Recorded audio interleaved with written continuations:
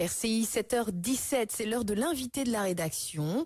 Et cet invité nous parle culture et surtout diffusion des arts vivants dans les établissements scolaires, Fanny. Oui, plusieurs troupes et associations ainsi que des responsables de lieux de spectacle se sont rassemblés avec des enseignants et des formateurs pour monter un projet qui permette à la culture d'entrer à l'école. Bonjour Rodolphe Delarue. Bonjour. Merci beaucoup d'être avec nous ce matin. Vous êtes le rédacteur en chef de Théâtre Martinique, également membre donc de ce cercle de réflexion, appelons-le comme ça.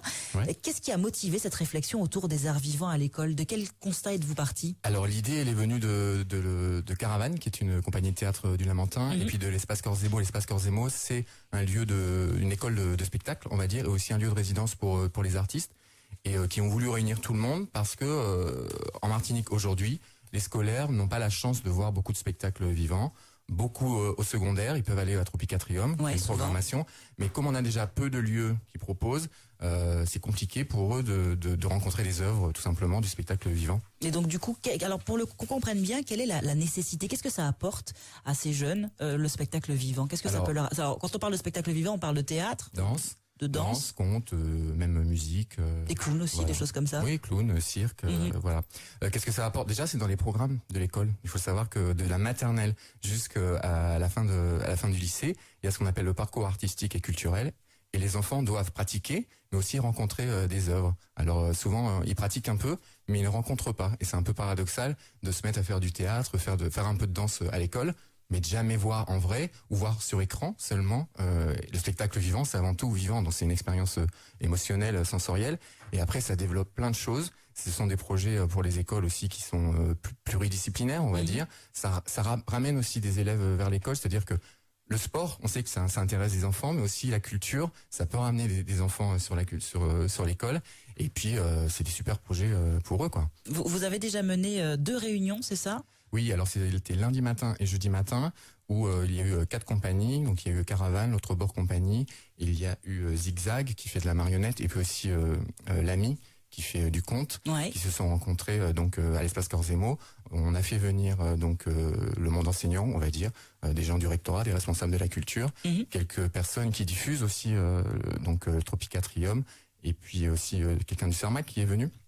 Des gens aussi, des CDI aussi qui sont des référents culturels pour la culture, on va dire dans le secondaire, pour voir déjà leur présenter des extraits, voir ce qui existe. Souvent il y a une méconnaissance, et puis après entamer une discussion sur comment réaliser à terme peut-être une programmation pour les écoles, on va dire vraiment construite, et aussi quand même avoir un groupe de réflexion. De quoi on a besoin à l'école? Est-ce qu'il y a des choses un peu plus intéressantes pour entrer dans des projets, et aussi même aller plus loin avec les conseillers pédagogiques sur des programmes de formation, peut-être, voilà. Il y a déjà quelques pistes du coup. Oui. Mais alors, qu'est-ce qui fait que jusque-là on n'a pas appliqué ça? C'est un manque de moyens.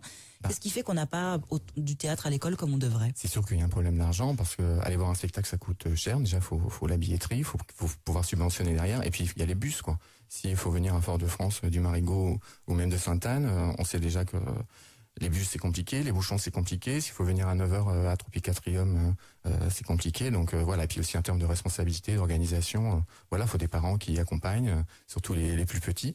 Donc voilà, il y a l'argent. Après, il y a une volonté. Je pense Tropicatrium fait son boulot, mais ils peuvent pas non plus recevoir les 73 000 scolaires de la Martinique sur une saison. Il y a quelques petits lieux comme l'Aswell qui temporairement sur leur festival vont recevoir des scolaires. Il y a les artichauts aussi dans un mois qui vont recevoir aussi des scolaires pendant 3 jours.